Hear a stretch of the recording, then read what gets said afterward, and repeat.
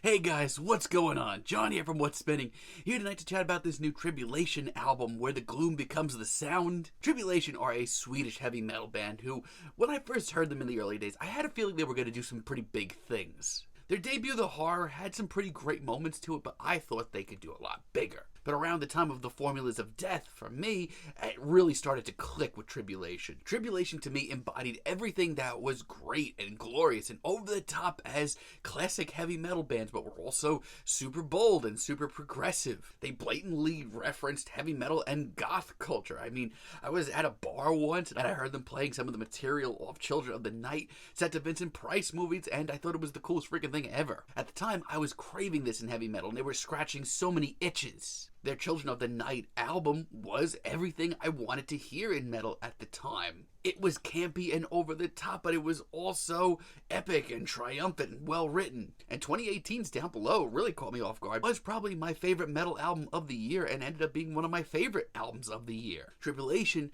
have become what I want to see in heavy metal currently.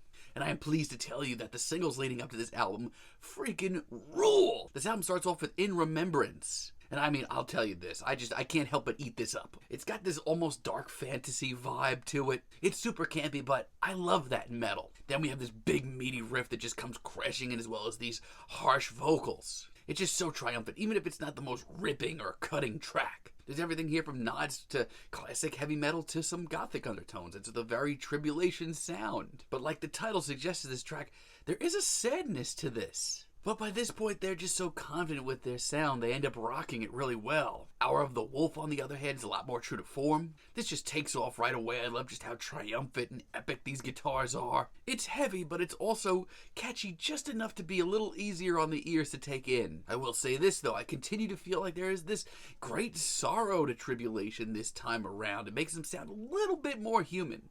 And I'm happy to say, for now, it doesn't come off cheesy. This is just a great, triumphant track with everything about Tribulation's music that I've loved over the years. And the imagery here, oh, so good. And Leviathans is so freaking good. I genuinely wanted to call this my favorite track of the album. So close. It's just so visual and heavy. It's almost like a less comical version of like Deathclop from Metalocalypse. But it's also sort of elegant in its own weird way and completely over the top. Just makes me want to, I don't know, storm the castle on my noble steed. I don't know, man. I don't know. It's freaking awesome. And as an all-around sound, I think Tribulation have their sound to a T. Even the more quiet, somber moments here sound like a complete thought. Look, I get it. You might like your metal a little heavier, a little bit more ruthless. Usually, I do too. But this for me right now, man, it's hitting the spot. Tribulation are on top form. Now, I will say this, there are some misfires here. Dirge of a Dying Soul is just very, very, very average. Now, this album overall, like I said, has a lot more emotion to it, is a lot more sorrowful.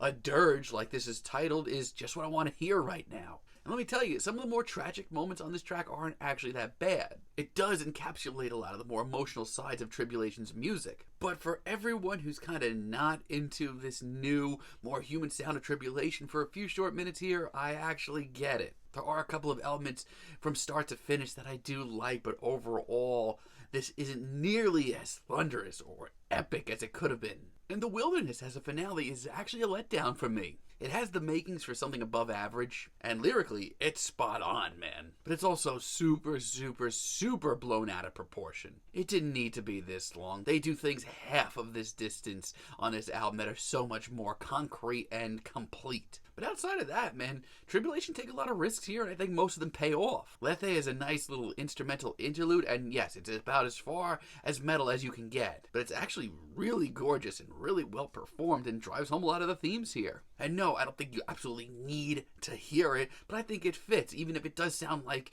I don't know, an expository scene from The Haunting of Bly Manor, which sucked, by the way. Daughter of the Djinn, on the other hand, just scratches every itch I have in metal. I love how epic and huge this is. Right off the bat, these guitars just soar over everything. But it's just as guttural and gothic and just as cinematic as I would have hoped. But as a whole, I think here you have to really take into consideration how far they've grown. This to me is a complete thought, a journey even. The quiet moments are so vast, but the more explosive moments here have me reaching for my air guitar and playing along with every snare hit. And that final instrumental minute or so is really nice. Like seriously, give me a Castlevania reboot with these guys playing the soundtrack, and I am in. Elementals is one of the campiest tracks here, which, trust me, is a good thing. I love the eerie synths and just how occult and ridiculous this is. It also reminds me a lot of their last album, Tribulation, which, once again, it's not a bad thing. It's Tribulation by the books. But I will say this, if you're an old school Tribulation fan and the moodier, more emotional side of this album has you down,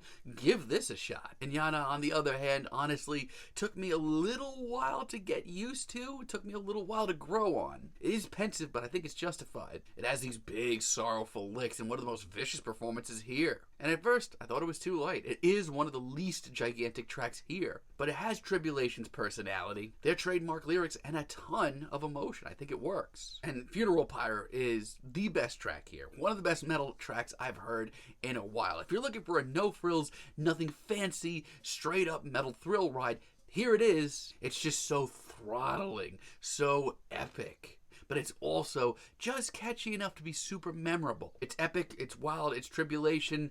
They sound like they are on top form. And you know what? I get it. The more emotional side of this album, the more human aspect to it, isn't going to be for everybody, but I personally think they can pull it off. From the Gothic metal influences to the funeral dirges that we get on here, this is totally Tribulation, even if they are drifting away from that initial sound of theirs, which, you know what, I'm going to be honest with you, I still don't think they've made their masterpiece. I think they can make something even bigger and more ridiculous and more likable than this. But for now, Tribulation are on cruise control, and I don't think that's a bad thing. This album rips. I'm feeling a decent 8 on this thing, but let me know what you guys think down below. If you like the video, be sure to give us a like, give us a subscribe, and let me know down below what you would like for me to chat about in the future. And until next time, have a great day, guys.